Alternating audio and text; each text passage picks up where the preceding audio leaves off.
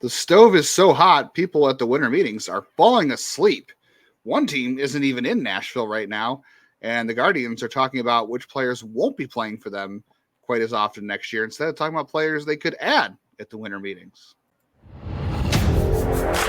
You are Locked On Guardians, your daily podcast on the Cleveland Guardians, part of the Locked On Podcast Network, your team every day.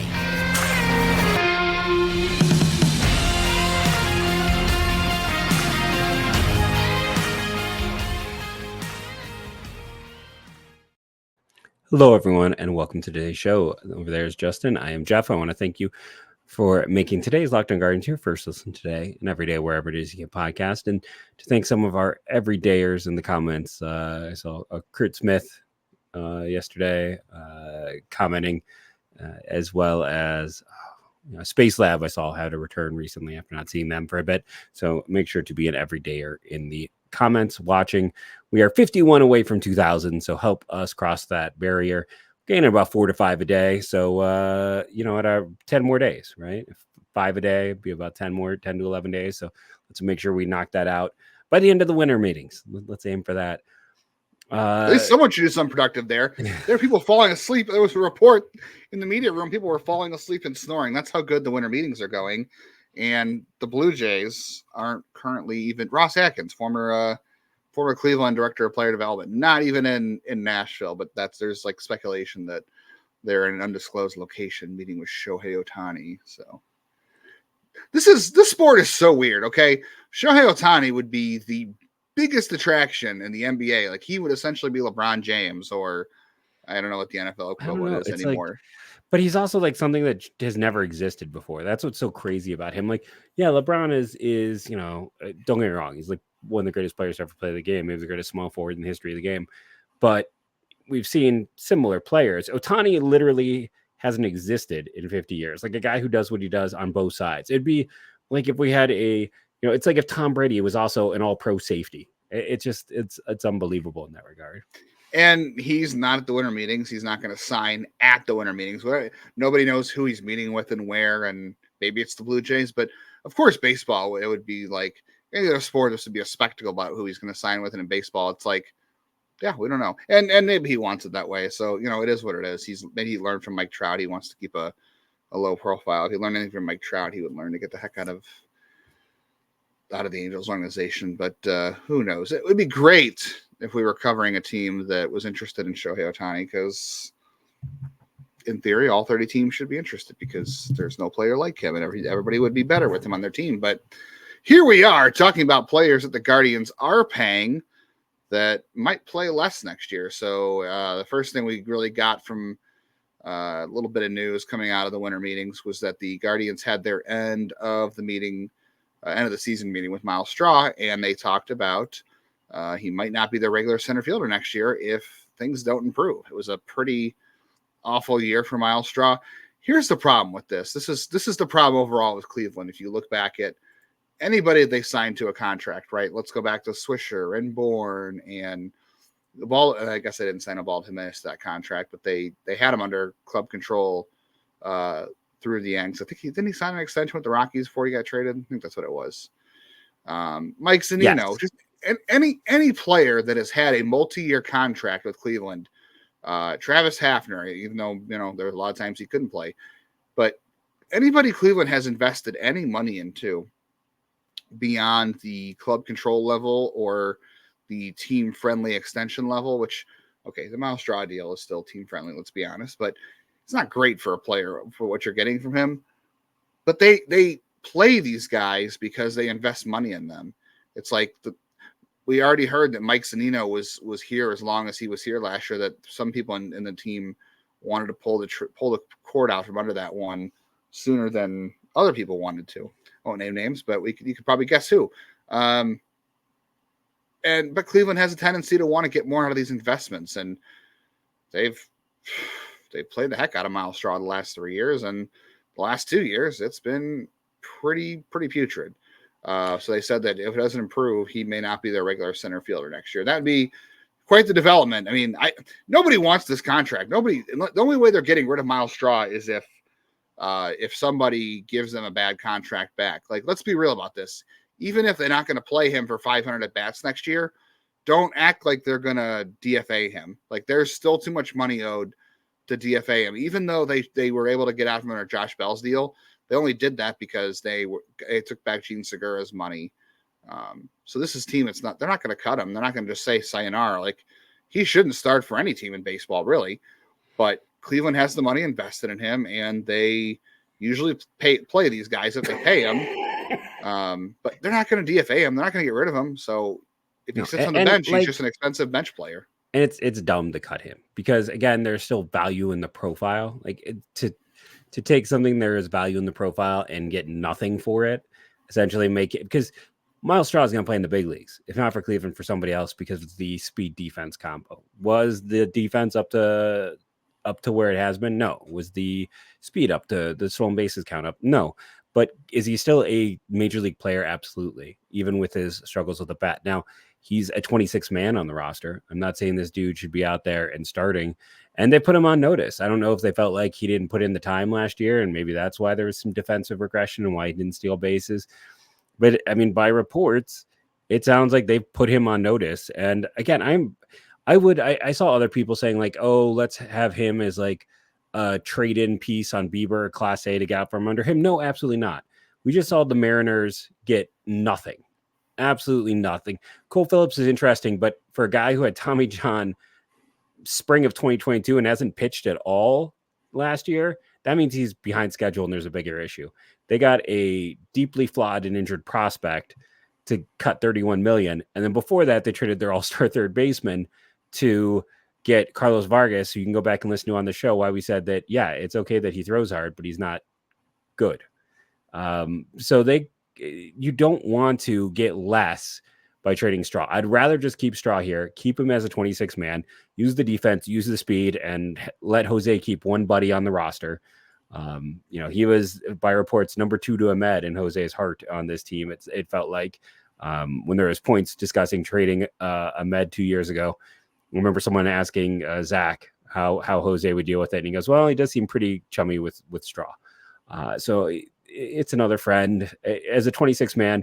Yeah, it's a terrible contract, but I like the fact that for once it seems like they're going to realize that they're going to do what's best for the team and not hey, we're paying him, he's got to be in this role. And I think, they're just letting him know ahead of time and giving him that degree of like, listen, you have not done well enough to earn a spot.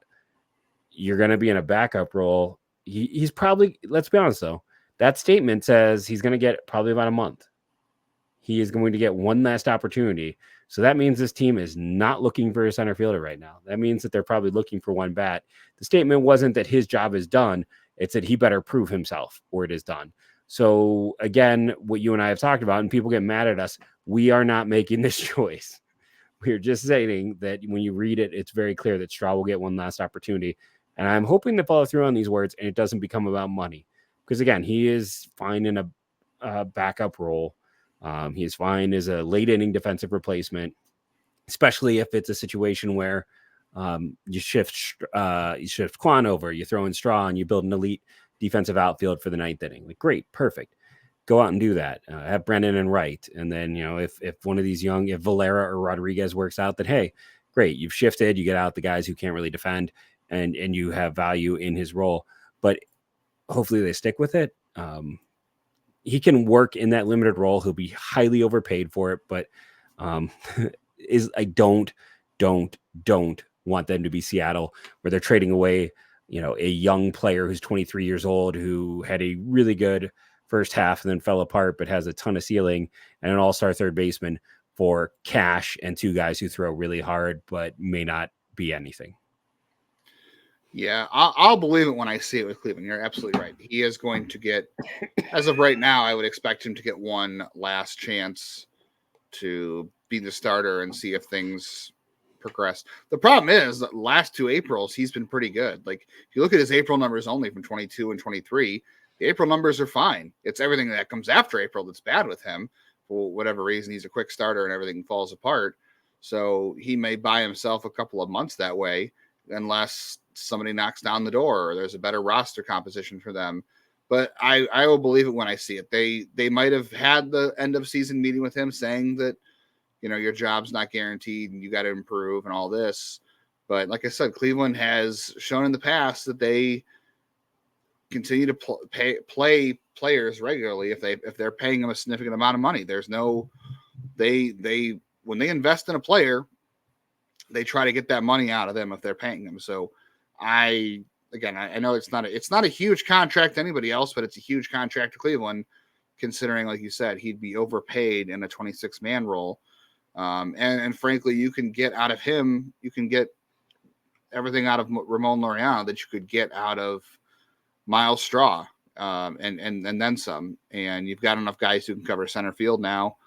So Myles Straw essentially is a pinch runner and a defensive replacement. So until this team proves otherwise, that they're not going to continue to play the guys they pay, I'm not going to believe it. I hope I'm wrong too, but that's generally how they've operated. And the thing we need to remember is listen to words, don't listen, or listen to actions, don't listen to words.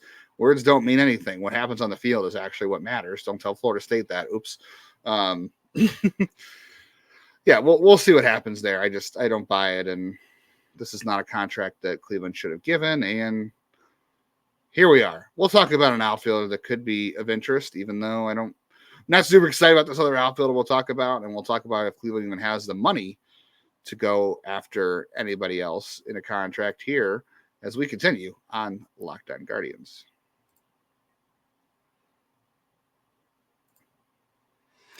I know we come together to escape from some of the crazy realities of real life, but can we talk just for a minute about preparing for tough situations? Whether you're on an extended travel, bracing for a major weather event, or limited by yet another supply shortage, you are covered, my friend. Thanks to our partners at Jase Medical. Lifesaving antibiotics and a long list of daily medications can be ordered in a 1-year supply, even ED generics for Cialis or Viagra. Jase Medical has the Jase case. Let me dig mine out. I keep it on hand over here. Make a big mess. I am like the fact that I can get antibiotics so I can have them ahead of time before my inevitable sinus infection comes. And these can help with specifically bacterial illnesses, including UTIs, respiratory infections, sinuses, right what I'm talking about right here, skin infections, and among others. This stuff could happen to any of us, and it happens to me, unfortunately, regularly. Visit Jase Medical and complete your physician encounter. It will be reviewed by a board-certified physician, and your medications will be dispensed by a licensed pharmacist at a fraction of the regular cost. It's never been more important to get prepared than today. Go to jasemedical.com and use the code LOCKEDON to get $20 off your order.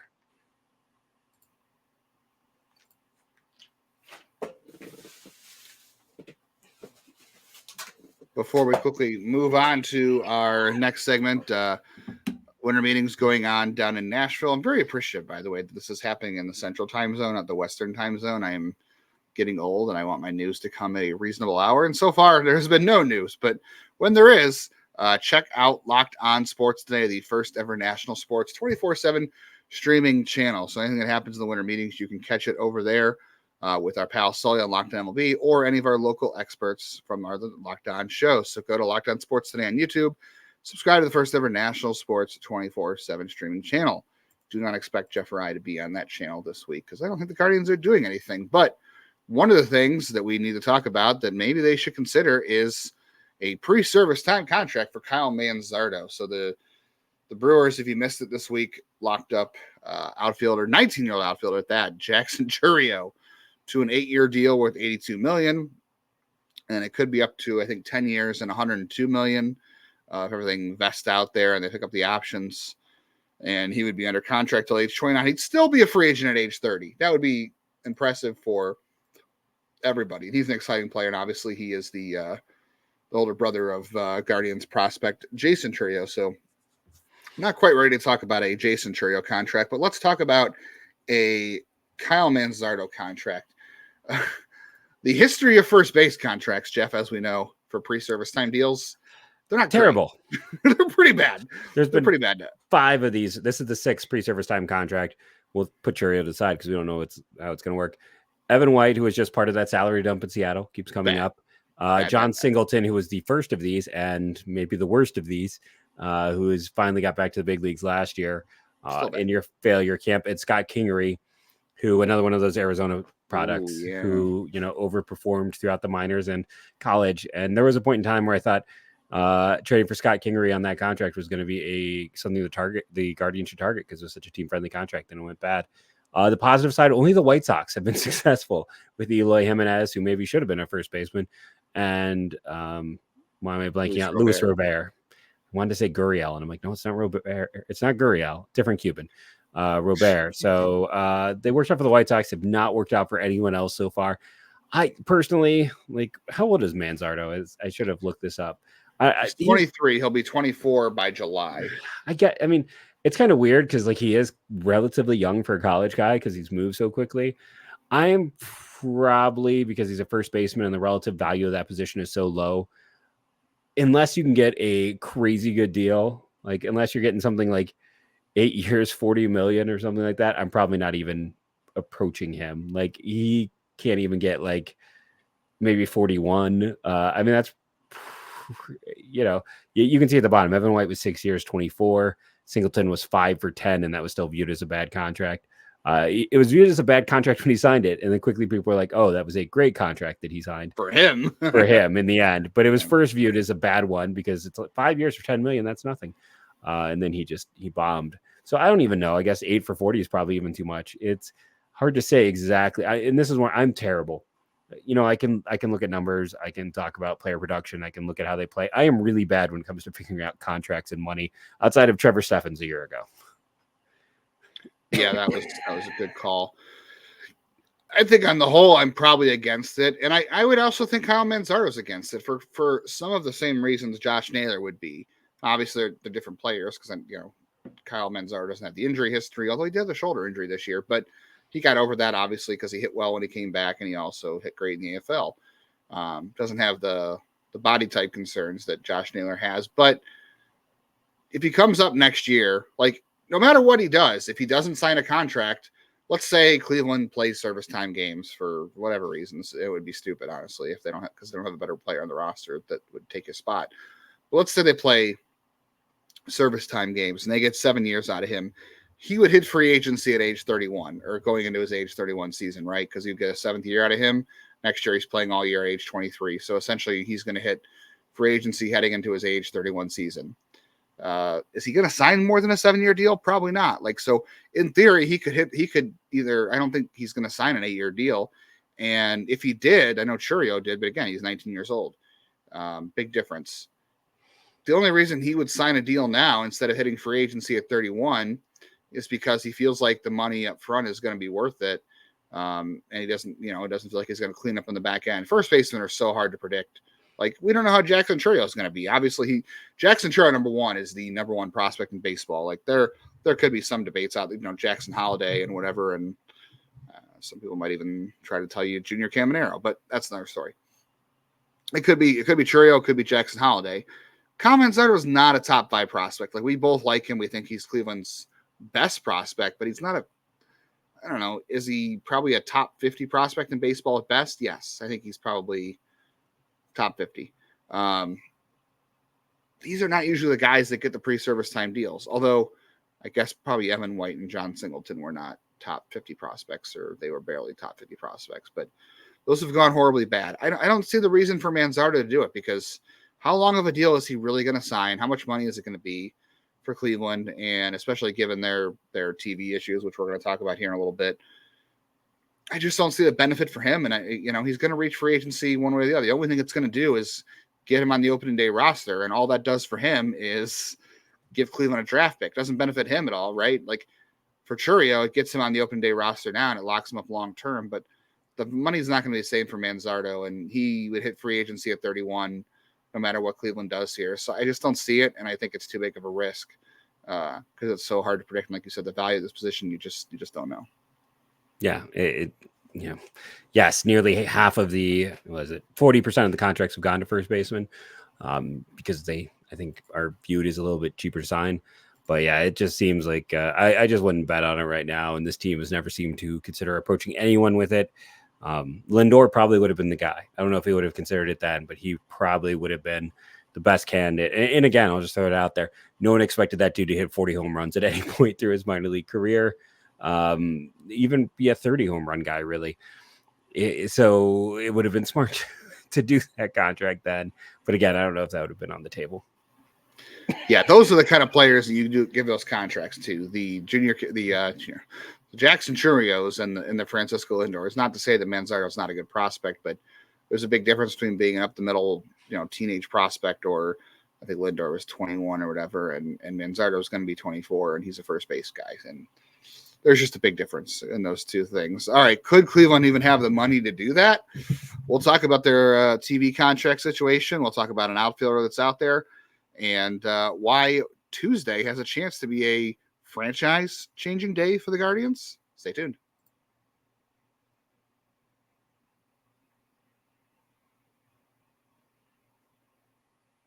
Everybody's favorite topic, Jeff, is TV money, right? We all love TV money. That's everyone's favorite contract. It's payroll, obviously. I'm so tired of talking about this. I really am. Just not only from a standpoint of the TV contract, but just money in general. I just want money to stop being a thing we talk about in baseball. Like, I don't want a salary cap, but I'd like to just talk about having good players and acquiring good players and how they can improve the team and not having to thread the needle. I don't know. It's the wrong soapbox to get on today, but we see some updates. So Cleveland, obviously, we know is getting close to, or the Valley wants to drop their contract along with the Rangers. Major League Baseball again is hoping to take over up to 14 teams next year. Look, baseball really wants these contracts dropped, to be honest, because they want to go and come in and revamp these TV. They think that they can do a better job getting more games into homes. And quite frankly, it wouldn't be hard because they're doing a terrible job at it now. So there's nowhere to go but up. Cleveland, though, is going to lose out on what I think we said, 60 million this year, or 65 million. 60 to 65, it's been reported. Yeah, they could lose out on that from Cleveland, from their TV deal coming into the year. But there is a chance that, I think it's going to happen, right? That Cleveland, the pool money that came from all the teams that paid the luxury tax, which was the Mets and the Dodgers, I think, and the Padres, Yankees. Padres. It's over $100 million by report. There's over $100 million paid into that, and it used to go out to every team who didn't pay. Not so much anymore. Yeah, so Cleveland is going to get that money is going to go to teams that are having issues with their TV contracts. So Cleveland's going to get some money from that pool. They're still going to get a percentage of their TV money, no matter what. Whether it's that's not for sure, actually, because now I just read something from from Yahoo Sports, which, by the way, Yahoo Sports laid off 2 of their baseball writers today, and I'm sorry to see that. It's just that this industry is so tough. 2 really good baseball writers, but last year, Major League Baseball was talking about paying up to 80% of the subsidy to the team. So the Padres, who lost their TV deal, partway through last year, Major League Baseball dipped into their pool of cash reserves and paid them 80% of their TV contract. Rob Manfred did not go as far as to say that would happen in 2024. So that money may not be on the table, but what they are prepared to do is take over any TV contract that gets dropped, and they would negotiate a deal with a local cable distributor. So whatever channels in Cleveland would be carrying these games, they would sell advertising for the games, and then advertising money would go to the team, and they'd be able to get the games to direct to consumer through MLB TV. They drop the blackout rule restrictions.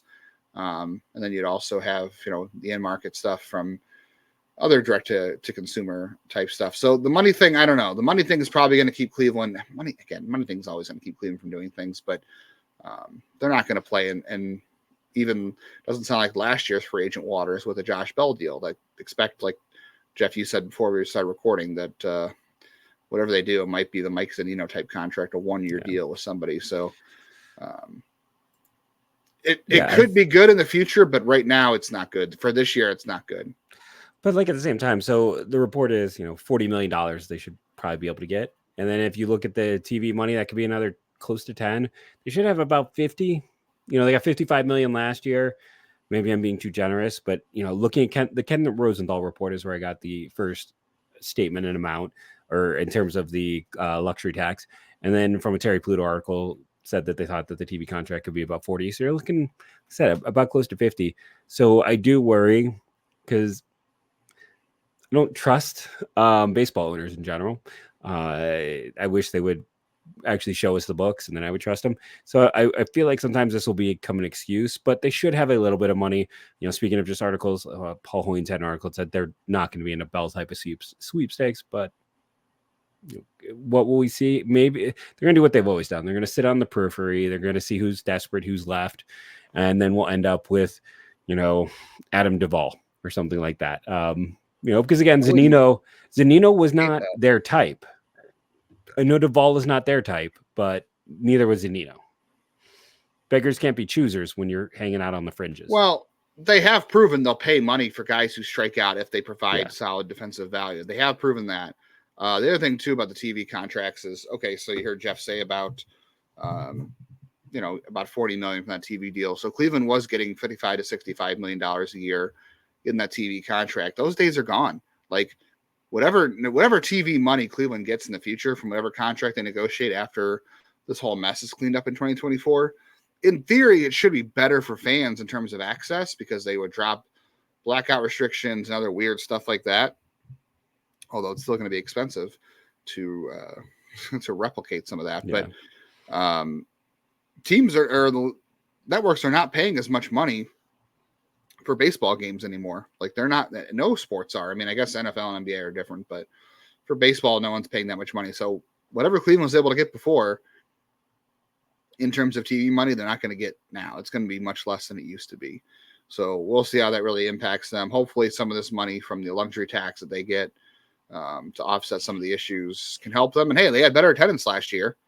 So you would like to see that translate into something. And I keep saying on the show, the Ballpark Village thing, it's going to take years to build out, but it's going to be there. They want that to be their long-term source of revenue. It's going to be super important for them. Okay, so we're running out of time here. The one rumor we saw today, we've been seeing this rumor, I feel like, for a couple of years now because he's been around for years. I can't believe he's only 27. But Tyler O'Neill, the Cardinals, John Mozeliak had a comment today saying they feel like Tommy Edmonds, their center fielder. They've got their left fielder. They've got who's that? Jordan. Who's the outfielder? Why am I blanking on his name? Jordan Walker, Jordan Walker, Lars Nootbaar, and they've got Tommy Edman are projected, according to their thing today, to be their three outfielders. Yeah, and Dylan Carlson is their other one. Is their fourth? So, yeah, so they've pretty much said like Tyler O'Neill they're looking to trade him, and they've been looking to trade him for the last couple of years. Just can't stay healthy. Yeah, he can't stay healthy. He had a great 2021. However, it's very ironic that his 2021 season, where he had 34 homers, stole 15 bases, and had a 143 WRC plus, he had a horrid strikeout number of 31% and a walk rate of 7%, which isn't terrible, but it's not great. And his walk rates have actually gone up, and his strikeout rates have gone down, which is good. But yeah, he hasn't been on the field, and he has 1 year of club control left. Yeah. So, to me, Tyler O'Neill is this. This is going to get everybody up enraged. Get ready for this. He is the maxed out, I'm not saying he's on steroids, but he is the maxed out, roided version of Oscar Gonzalez. Like, this is what would happen if Oscar Gonzalez, the hit profile, actually hit for a full season. This is why Tyler O'Neill has not been able to replicate it, right? Because he had a 366 BABIP. Okay. He didn't walk. He struck out too much. The guy doesn't hit a lot of fly balls. He hits more ground balls than fly balls. Although that 2021 year hit more fly balls. He hasn't done it since. There's a reason he couldn't replicate it. I'm not saying I'm not interested, but I don't know what it would take to get him. He's only got 1 year of club control left. He's been also almost average the last 2 years offensively, but he hasn't been healthy and nothing spectacular. He is a solid defender. I will say he can play defense everywhere, and he does run well. He has a good arm. So there is that, but I don't know. I've been the leader of his bandwagon since he was a Seattle Mariner. It's funny to discuss this today after Marco Gonzalez deal. Now I've been able to bring up that trade in all three segments. Tic-tac-toe, I win. But, he's just not been good. As much as I have made many calls on the show for him, he hasn't been healthy enough. He hasn't rebounded enough. to show me that he's worth the time, right? So, what are you gonna do? Platoon him? Yeah, I don't know. The numbers don't necessarily say that he's got big splits, so I don't know what they would do. It's I don't know. Everybody's got a price. If the right trade exists, I'm interested, but I just don't know if I'm giving up a whole lot just because he doesn't have a lot of control left and he hasn't been on the field, and that 1 year is just so fluky. He has not. Even if he was healthy, I don't think he can replicate it because again, high BABIP, just a bunch of weird stuff. So we'll find out. Hey, Jeff. How you feeling about Tuesday? You excited? I can't wait. It's fun. It's the first time this team's going to be in a draft lottery. That is going to be a fantastic thing. I'm going to be streaming somewhere, so I'll have something up. Check the Twitter. If I can't get to work on here, I'll be doing it on my personal Twitter, but I'm going to cover it. It is on MLB Network, so I'm going to try to watch it via my phone. Like I feel like all that stuff should also be somewhere on there. But get ready. I am excited. You should get excited. I'm also excited for everyone to follow, rate and review, download. It helps. We've not had an iTunes review in a while, so be that person to get that shout out. Thank you for joining us every day. Make sure to subscribe and go Guardians go.